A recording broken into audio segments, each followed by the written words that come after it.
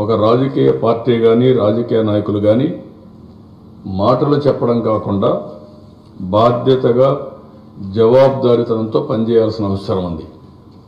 ఈ రాష్ట్రంలో వైఎస్ఆర్ కాంగ్రెస్ పార్టీ అడుగడుగున అడ్డం పడినా తెలంగాణ ఎన్ని ఇబ్బందులు పెట్టాలనో అన్ని ఇబ్బందులు ఎస్టైడ్ ఏంటి నాకు అర్థం కాలేదు. వాళ్ళ ఇన్ఫర్మేషన్ తెలుగుదేశం పార్టీ సమాచారాన్ని దొంగిలించడానికి మీరు రైడ్ చేసి దాని జస్టిఫికేషన్ చెప్పుకుంటారా? మీరు ఎంత దుర్మార్గం ఇది. మీరు చేసింది ఏంటి? 160 మంది పనిచేస్తూ ఉంటే డిస్మాండిల్ చేస్తారా? భయభ్రాంతులు చేస్తారా? మీరు గవర్నమెంట్ అనేది ప్రజలకి వాళ్ళ మనోభావాలను గౌరవిస్తూ పనిచేయాల్సిన అవసరం ఉంది. అటు కేంద్రం కానీ ఇటు తెలంగాణ ప్రభుత్వం టెర్రరైజ్ చేస్తున్నారు. నిన్న మీరు చూశారు రామ్ ఇందు ఆయన మొత్తం డీటెయిల్స్ అన్ని రాఫెల్ అంతా పబ్లిసైజ్ చేస్తే ఇప్పుడు అతనికి సీక్రసీ యాక్ట్ కింద కేసు పెడతామని బెదిరిస్తారా? మీరు గవర్నమెంట్లో ఫైల్ దొంగిలించారు, దొంగతనం పోయిందని మీరు చెప్తారా? అంటే ఎక్కడికి పోతున్నారు మీరు? ఇది రైట్. మీరు ఇన్ఫర్మేషన్ పోతే అక్కడేం చేస్తున్నారు? ఇన్ఫర్మేషన్ దొంగిలించారని కేసు పెడతారు. ఇన్ఫర్మేషన్ పోకపోయినా ఇన్ఫర్మేషన్ సంబంధం లేకపోయినా ప్రభుత్వ ఆస్తి మేము 15-20 సంవత్సరాల నుంచి పెట్టాం. 20 సంవత్సరాల నుంచి మేము కంప్యూటరైజ్ చేస్తే 65 లక్షల మంది కార్యకర్తలు కంప్యూటర్లో ఉంటే మీరు ఎవ్వరు చేయలేదు దేశంలో. మేము చేశాం. ప్రతి ఒక్క డేటా మా దగ్గర ఉంది. ఇన్సూరెన్స్ క్రియేట్ చేశాం. Nobody has created insurance 2 lakhs we have created by way of membership for the last 3 years. ఈ ఇయర్ కూడా మాకు 65 crores వచ్చింది. ఇది ఆల్ పర్ఫెక్ట్ సిస్టమ్ ఎస్టాబ్లిష్ చేసాం. ట్యాబ్ తీసుకెళ్ళాం, రిసిప్ట్ కూడా ఇవ్వలేదు.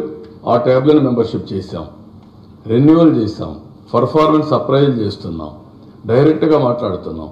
మా ఇన్ఫర్మేషన్ కొట్టేసి దొంగతనం చేసి తిరిగి మా ప్రభుత్వం పైనే మీరు కేసు పెడతారా? ఎంత అఘాయిత్యం ఇది. ఎక్కడికి పోతున్నారు మీరు? ఈ ప్రభుత్వం ఎక్కడికి వెళ్తా ఉంది? ఇంకొక పక్కన Form 7 ఏంటంటే Form 7 ఒప్పుకుంటారు, మేమే పెట్టమన్నా అంటే ఓట్లు తీసేస్తారు మీరు. ఇది సైబర్ క్రైమ్. ఏది సైబర్ క్రైమ్? ఓట్లు తీసేసి తెలంగాణలో గెలిచారు కాబట్టి అదే టెక్నాలజీ ఇతనికి ఇచ్చి అదే కంపెనీలకు ఇచ్చి ఇద్దరు కలిసి రాష్ట్రంలో అతలాకుతలం చేసి ఓట్లని తీసేసి ఇష్ట ప్రకారం పెడతారా మీరు? అది అడిగితే మీరు దౌర్జన్యాలు చేస్తారా? ఊరూరు దౌర్జన్యం. ఎవరో పోయి డేటా కలెక్ట్ చేసుకుంటే మీకే సంబంధం అండి? ఎస్, కార్యకర్త ఉన్నాడు, అడుగుతాడు, నువ్వు రాసుకుంటున్నావు, వాళ్ళు రాసుకుంటారు, తప్పేంటి మీకు? ఎవరు ఏ పార్టీ కోటేస్తారో వాళ్ళ పని అది. కార్యకర్త అనేవాడు ఓటర్ లిస్ట్ వెరిఫికేషన్ చేసి ఏ పార్టీ ఉన్నారు, ఏమున్నారు, వాళ్ళ ఓట్లెట్ట ఇది చేసుకోవాలి, వాళ్ళ అవేర్నెస్ ఎది తేవాలి. That is his duty. Voter list ఎందుకు ఇస్తారు కార్యకర్తకి? పొలిటికల్ పార్టీస్కి ఎందుకు ఇచ్చారు? ఎలక్షన్ కమిషన్ చాలా స్పష్టంగా చెప్పారు. మీరు ఏ ఫార్మాట్లో కానీ మీరు పెట్టుకొని కంప్యూటర్ ఎందుకంటే మీకు చేత కాదు. నేను 84లో కంప్యూటరైజేషన్ వాడాను, గుర్తుపెట్టుకోవాలి. 84లో, ఇప్పుడు కాదు. అప్పట్లోనే 6 లక్షల కంప్యూటర్ రికార్డ్స్ అప్డేట్ చేసి వాళ్ళ పర్ఫార్మెన్స్ అంతా కంప్యూటరైజ్ చేసి దాన్ని బేస్ చేసుకొని పదవులు ఇచ్చాను. ఏ కులానికి ఇవ్వాలి, ఏ ప్రాంతానికి ఇవ్వాలి, ఏ పదవి ఇవ్వాలి, వీళ్ళ యొక్క పర్ఫార్మెన్స్ ఏంటి, ఇవన్నీ పెట్టి ఇచ్చాను. ఇప్పుడు ఆ పని నేను చేస్తాను. నీకేంటి సంబంధం? అంటే నీకు అధికారం ఉందని అహంభావమా? ఒక ప్రైవేటు కంపెనీకి నువ్వు ఏ చట్ట ప్రకారం వస్తావని అడుగుతున్నా. అవుట్ సోర్సింగ్ ఏజెన్సీ ఏ చట్ట ప్రకారం వస్తావు? ఎన్ని అవకతవకలు చేసావు, దాంట్లో ఎన్ని అరాచకాలు చేశావు? నా డేటా నువ్వు తీసుకుపోవడానికి, మా డేటా మీరు దొంగిలించడానికి, మా డేటా దొంగిలించి అపోజిషన్ పార్టీకి ఇస్తారా మీరు? ఎంత టూ మచ్ అండి ఇది. ఇలాంటి అరాచకాలు ఈ రాష్ట్రంలో, ఈ దేశంలో జరుగుతున్నాయి. వీళ్ళంతా కలిసి ఓట్లు తీసేసేదానికి ఎంత ఎక్స్పర్ట్స్ అండి వీళ్ళు. ప్రతి ఒక్క ఓటర్కి విజ్ఞప్తి చేస్తున్నాం, మీ ఓట్లు చెక్ చేసుకోండి. ప్రతి ఒక్క కార్యకర్తకి విజ్ఞప్తి చేస్తాను. ఎలక్షన్ కమిషన్ దగ్గర కూడా ఫైట్ చేస్తాం. ఇన్ని దుర్మార్గాలు చేసేవాళ్ళు రేపు ఏం చేస్తారండి రాష్ట్రంలో? అధికారం లేకపోతేనే ఇన్ని దౌర్జన్యాలు, ఇన్ని అరాచకాలు చేసే మీరు రేపు ప్రజలకు ఏం రక్షణ ఉంటుందండి?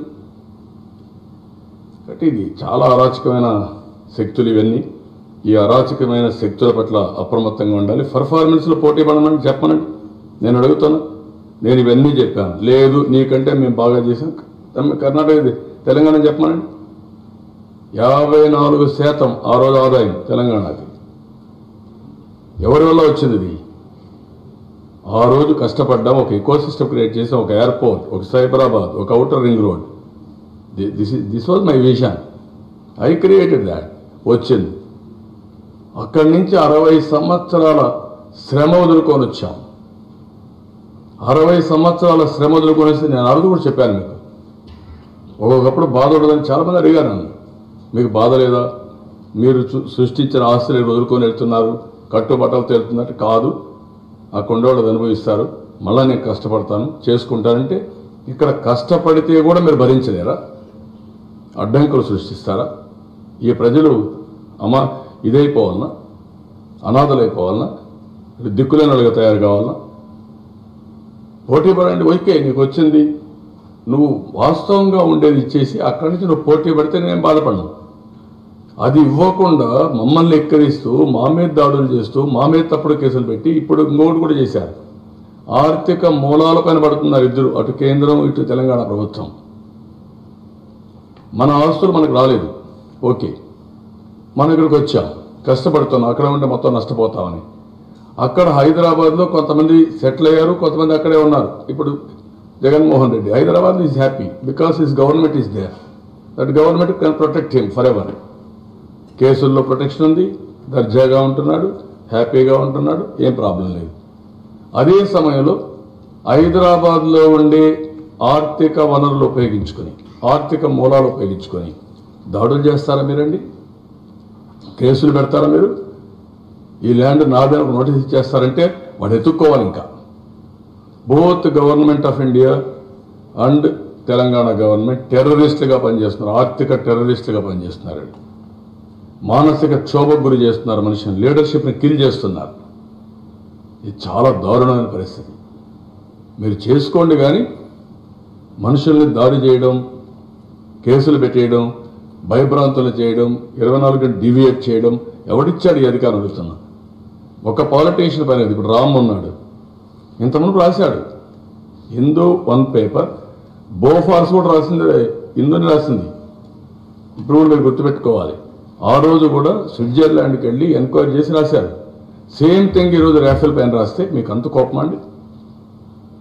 ఆయన పైన కేసులు పెడతారా మీరు? ఇండస్ట్రీ పైన కేసులు పెడతారా మీరు? కార్పొరేట్ సెక్టర్ పైన పెడతారా? రాజకీయ నాయకుల పైన పెడతారా? ఎవరు అడిగితే వాడిపైన దాడులు చేస్తారా మీరు? ఎవరు అందరినీ బెదిరిస్తున్నారు ఇక్కడ. నీ పైన ఇన్కమ్ ట్యాక్స్, ఇప్పుడు కూడా ఒక ఇన్కమ్ ట్యాక్స్ రేట్. ఎవరన్నా తెలుగుదేశం పార్టీకి స్టేట్మెంట్ ఇస్తే మేము సానుకూలంగా ఉన్నామంటే వాడికి ఇన్కమ్ ట్యాక్స్ రేట్. ఎవరన్నా తెలుగుదేశం పార్టీలో పోటీ చేస్తారంటే వాళ్ళు బెదిరించడం. రేపు ఈడీ వస్తుంది, ఇన్కమ్ ట్యాక్స్ వస్తుంది, నువ్వు పో, దాంట్లో పోయేసి వైఎస్ఆర్ కాంగ్రెస్లో పోటీ చేయి. ఇలాంటి నీచ రాజకీయాలు, శవ రాజకీయాలు మీరు చేస్తారా? ఎవరు భయపడడానికి సిద్ధంగా లేవు. నేను అడిగింది రాష్ట్ర హక్కుల కోసం అడిగాను, ఈ దేశ భవిష్యత్తు కోసం అడిగాను. వదిలిపెట్టే సమస్య లేదు, ఫైట్ చేస్తాం, ముందుకెళ్తాం.